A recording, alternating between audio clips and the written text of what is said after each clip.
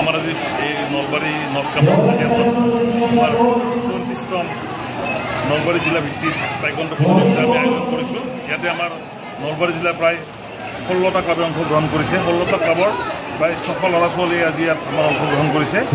ইয়াতে যোনে gold medal পাব তেখেতসকলে অহা 29 তাৰিখৰ পৰা 31 তাৰিখলৈ আমাৰ গুৱাহাটী নেহৰু ষ্টেডিয়ামত হ'বলগীয়া আন্তঃজিলা টাইকোৱাণ্ডো প্ৰতিযোগিতাত অংশগ্ৰহণ কৰিব। আৰু আজি আপোনালোকে নিজে দেখিছে আমাৰ বিলো 8 ইয়াৰ্ছৰ পৰা ছিনিয়ৰ পৰ্যায়লৈ আমাৰ ইয়াতে খেলত ল'ৰা ছোৱালীয়ে অংশগ্ৰহণ কৰিছে।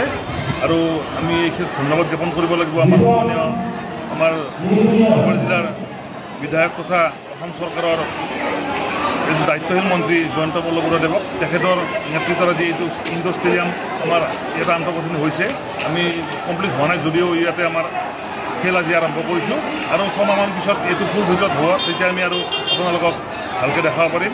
আমাৰ যিটো নলবাৰী জিলা টাইকোৱাণ্ডো সন্থা সেইটো 1986 চনত এই জিলা পৰ্যায়লৈ স্বীকৃত হৈছে আৰু আমি 1986 চনৰ পৰা প্ৰায় ধাৰাবাহিকভাৱে এই ইণ্টাৰ ক্লাব টাইকোৱাণ্ডো কম্পিটিশ্যন আমি অনুষ্ঠিত কৰি আহিছোঁ। আৰু বিশেষকৈ টাইকোৱাণ্ডোত নলবাৰী জিলাৰ অসমৰ ভিতৰতে এটা সুকীয়া স্থান আছে। 90 দশকতে আমি নাহৰকটীয়া, বঙাইগাঁও, কৰিমগঞ্জ আদি ঠাইত আমাৰ ব্ৰজেন দাস, প্ৰদীপ চৌধুৰী, কমল তিৱাৰী আদি আমাৰ হকে খেলিবলৈ গৈছিল। তাৰপিছত আমাৰ মনোজ চন্দ্ৰ আৰু জ্ঞানদীপ কলিতাই যেতিয়া অংশগ্ৰহণ হয় তেতিয়াৰ পৰাই ই আৰু বেছি গতিশীল হৈছে আৰু ধাৰাবাহিকভাৱে আন্তঃ ক্লাব নলবাৰী জিলা টাইকোৱাণ্ডো কম্পিটিশ্যন চলি আহিছে।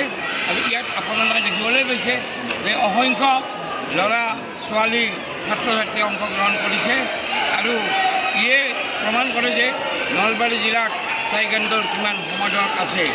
আমি সদায় টাইকোৱাণ্ডোক আগবঢ়াই নিয়াৰ বাবে আহোপূৰ্বক যত্ন কৰিছোঁ। আৰু আমাৰ আজি বৰ্তমান কিমানটা ক্লাব আছে?